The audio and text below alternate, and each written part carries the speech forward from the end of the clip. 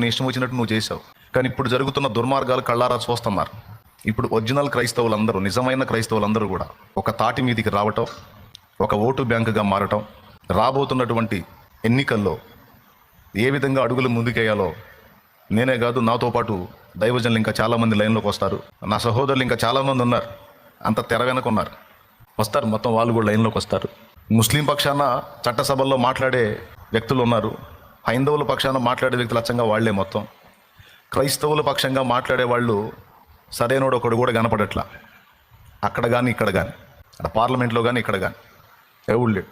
పాపం ఎవరో ఒక ఆయన ఉన్నాడు, ఉగులాడుతున్నాడు. కానీ ఈసారి అలా జరగకూడదు. ముందే చెప్తున్నా, ఒరిజినల్ క్రైస్తవులు, డూప్లికేట్ సరిగ్గా ఒరిజినల్ క్రైస్తవులు. ఇక మనం ఫలానా వ్యక్తికి ఓటు చేయాలి అని సూచిస్తే అటే పడాలి ఓటు, ఖచ్చితంగా చేయాలి ఆ పని. అప్పుడు ప్రభుత్వాలకి కొంచెం మైండ్ సరిగ్గా పనిచేసిద్ది. లేకపోతే అసలు ఆంధ్రప్రదేశ్లో కానీ తెలంగాణలో కానీ ఎంతమంది క్రైస్తవులు ఉన్నారో అర్థం కావట్లేదు. ఒక్కసారి చూపిస్తే అర్థమైంది వాళ్ళు కూడా. అప్పుడు ఎవరి హక్కులు వాళ్ళు నెరవేర్చుకోవడానికి స్వేచ్ఛ కల్పిస్తారు. మిగిలిన మతాలను గౌరవించినట్టే క్రైస్తవ్యాన్ని కూడా గౌరవిస్తారు. లేకపోతే మహా వ్యధవతనంగా చూస్తున్నారు దీన్ని. క్రైస్తవుడు అంటే ఒక దేశద్రోహిలాగా, యేసుప్రభుని నమ్ముకున్నాడు అంటే వాడు సైకోలాగా. ఖచ్చితంగా ఈసారి ఒరిజినల్ క్రైస్తవులు అందరూ చెప్తున్నారు, డూప్లికేట్ వాళ్ళకి చెప్పట్లా.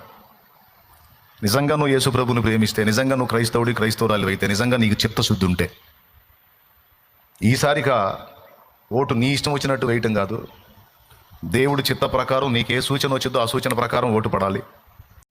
ఆదివారం, శుక్రవారం, బుధవారం ప్రార్థనలు జరుగుతాయి మందిరంలో. ముఖ్యంగా ఆదివారం రోజు ఎక్కువ మంది ప్రజలు గ్యాదర్ అవుతారు. నిన్న నాకు చెప్పిన మనవాళ్ళు చెప్పినటువంటి విషయం ఏంటంటే, తండ్రి సన్నిధి వాళ్ళకి నీళ్ళు ఇవ్వద్దు అని మరి అధికారులు నిర్ణయించారట. తండ్రి సన్నిధికి నీళ్ళు ఇవ్వద్దు అంటే చిలకలూరుపేట పట్టణంలో ఆరాధనకు గ్యాదర్ అయ్యేటువంటి సుమారు 50 నుంచి 60 వేల మంది ప్రజలకు నీళ్ళు ఇవ్వద్దు అని నిర్ణయించారు. ఓకే, అది దృష్టిలో పెట్టుకొని